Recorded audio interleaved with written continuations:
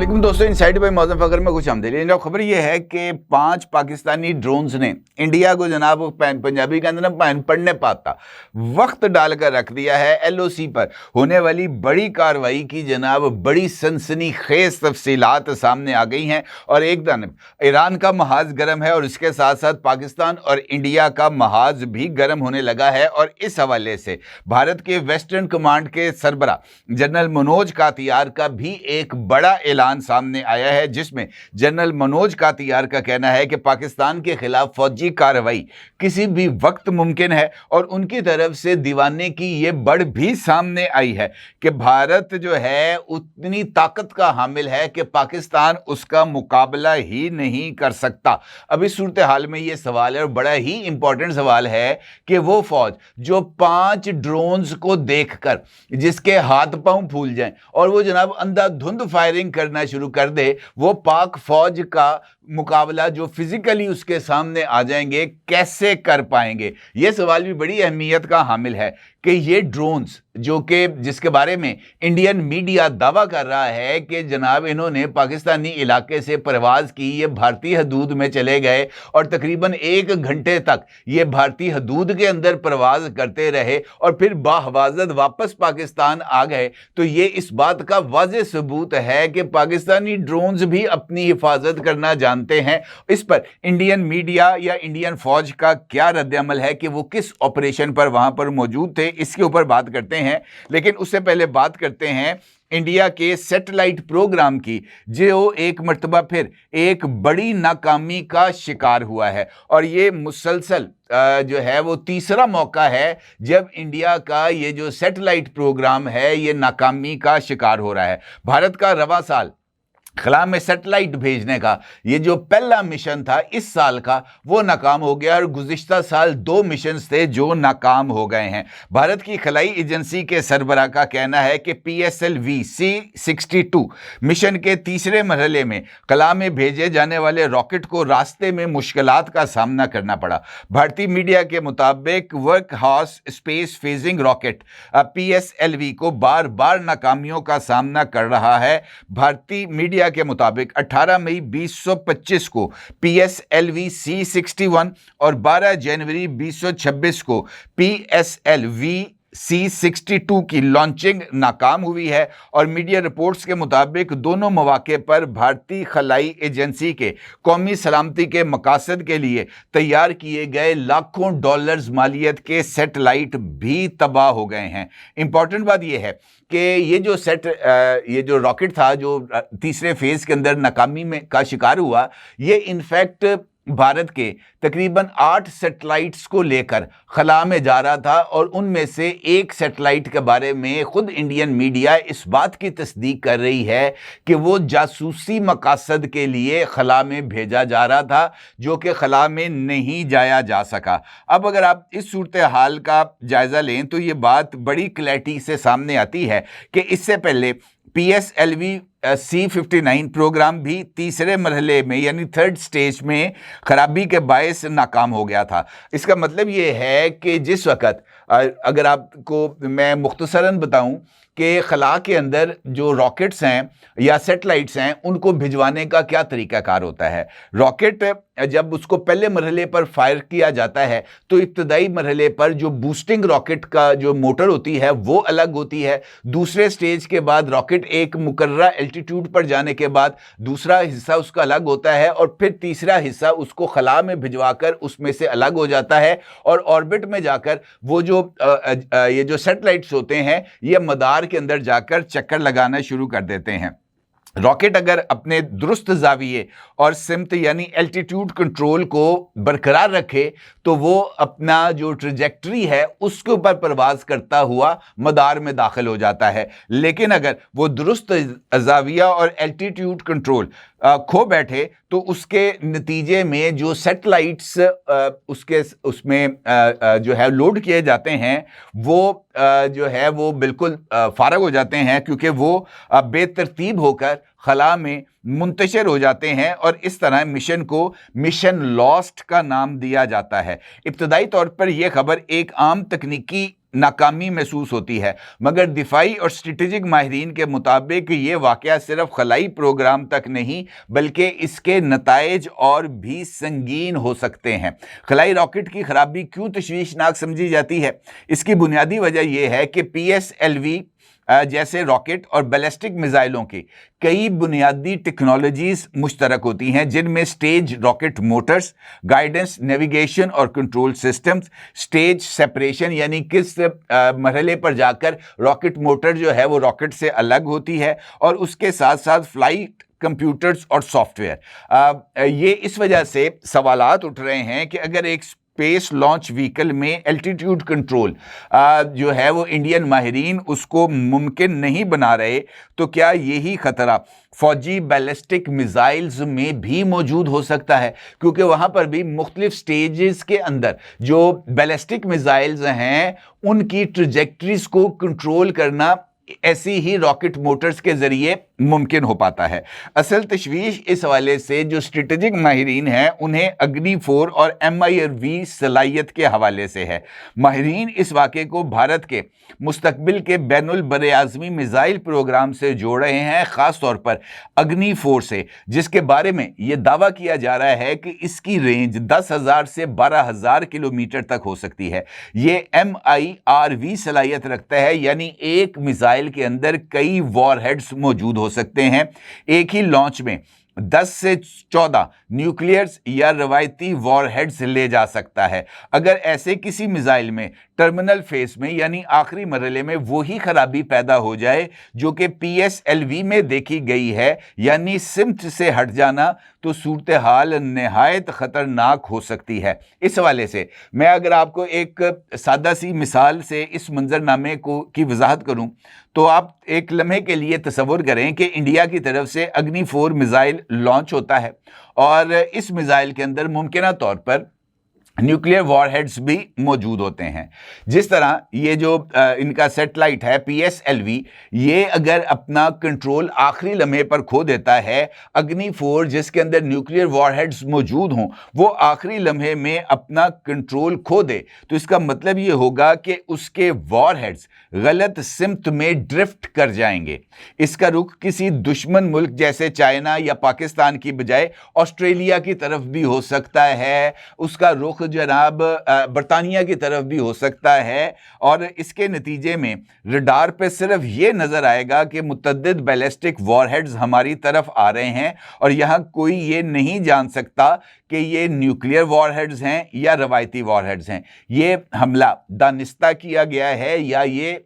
एक हादसा है। ऐसी सूरत हाल के अंदर जो जिसे हम कह सकते हैं रिस्पॉन्स टाइम या रिस्पॉन्स ड्यूरेशन, वो महज चंद मिनटों का हो सकता है, और गलत फैसले का जो नतीजा है उसका जो खमियाजा है वो कई सदियों तक आने वाली नस्लों को भी भुगतना पड़ सकता है। एटमी ताकतें ऐसे हालात में लॉन्च ऑन वार्निंग असूलों पर अमल करती हैं, यानी हमला महसूस होते ही जवाब देने की तैयारी। ना कोई तफसीली जांच, ना ये इंतज़ार कि शायद ये हादसा हो, क्योंकि इंतज़ार करने का मतलब अपनी बका को ख़तरे में ही डालना होता है। ऐसे में चीन, रूस, अमेरिका या पाकिस्तान जैसे ममालिक टेलीमेट्री या नीयत का तज्जिया नहीं करेंगे, बल्कि बदतरीन इम्कान को मद्देनज़र रखते हुए फैसला किया जाएगा। और ब्लेंडेड सिस्टम्स का सबसे बड़ा ख़तरा यही होता है कि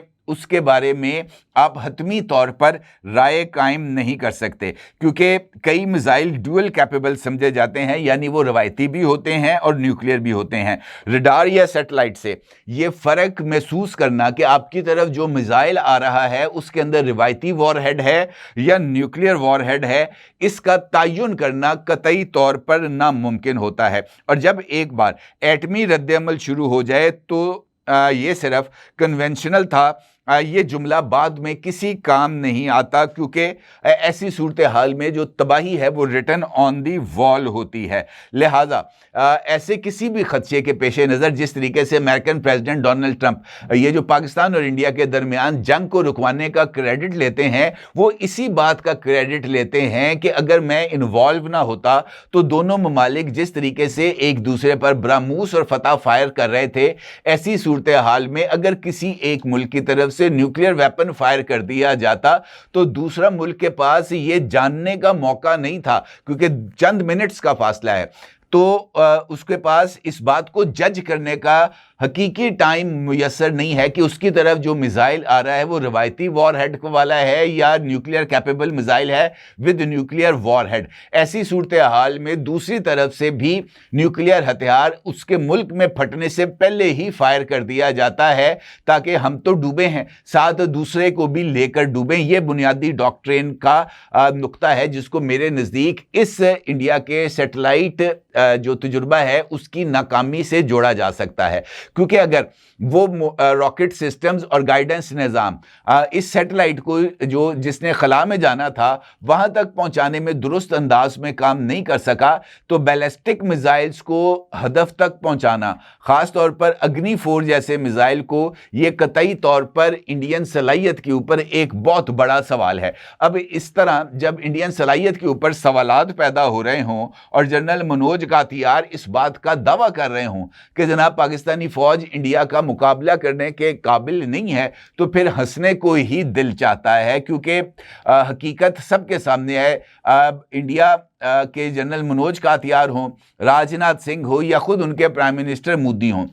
ये इनफैक्ट अपनी नाकामी के ऊपर पर्दा डालने के लिए अपनी ही आवाम को टोपी पहनाने की कोशिश करते हैं। हकीकत पूरी दुनिया को इल्म है, क्योंकि अगर हकीकत पूरी दुनिया ना जान रही होती तो पाकिस्तान की जो डिप्लोमेटिक प्रोफाइल है उसमें इतना इजाफा ना होता। अल्हम्दुलिल्लाह दुनिया को बखूबी इस बात का अंदाजा है कि मई में पाकिस्तान और इंडिया के दरमियान जो 4 दिन की झड़पें हुई थी, इसमें किसका पल्ला भारी रहा, किसने किसको कितना नुकसान पहुंचाया, पूरी दुनिया को इस बात से आगाही हासिल है। लिहाजा अगर जनरल मनोज कातियार जो कि इंडिया की सबसे बड़ी जो जंगी थिएटर है जिसको वेस्टर्न कमांड कहते हैं उसको लीड कर रहे हैं, तो उनकी तरफ से इस तरह की ब्लफिंग महज इंडियन अवाम को ही एक हौसला देने की कोशिश है। हकीकत का इसके साथ कोई ताल्लुक नहीं। जनरल मनोज कातियार ने वेस्टर्न कमांड की एक तकरीब से खिताब करते हुए पाकिस्तान के बारे में यह बयान दिया है कि पाकिस्तान में ना तो दम है,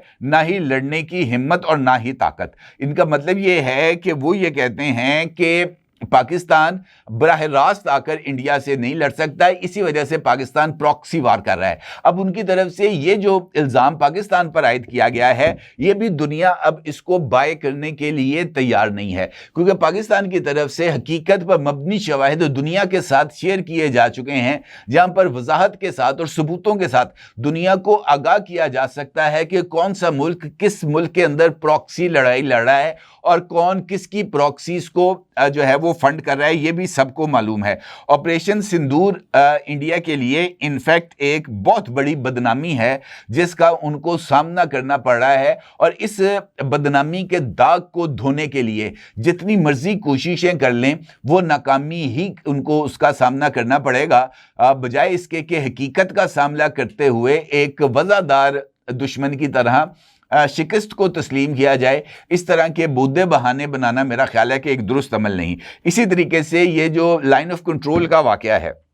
जिसके बारे में इंडियन मीडिया, जिसमें इंडियन टुडे और उनके मुख्तलिफ चैनल्स शामिल हैं, एक वीडियो को शेयर कर रहे हैं जिसके चंद स्क्रीनशॉट्स इस वक्त आप अपनी स्क्रीन पर भी देख सकते हैं, और उसके साथ साथ इंडियन टुडे के सोशल मीडिया अकाउंट का ये एक स्क्रीनशॉट है जिसमें आपको 2 चमकते हुए डॉट्स नजर आ रहे हैं और उसके गिर्द दायरे लगे हुए हैं। बुनियादी तौर पर यह बताया जा रहा है कि ये जो 2 डॉट्स हैं चमकते हुए, ये वो ड्रोन्स हैं जो कि पाकिस्तान की तरफ से लाइन ऑफ कंट्रोल को अबूर करके इंडियन ऑक्युपाइड कश्मीर की फजाओं में परवाज करते रहे हैं।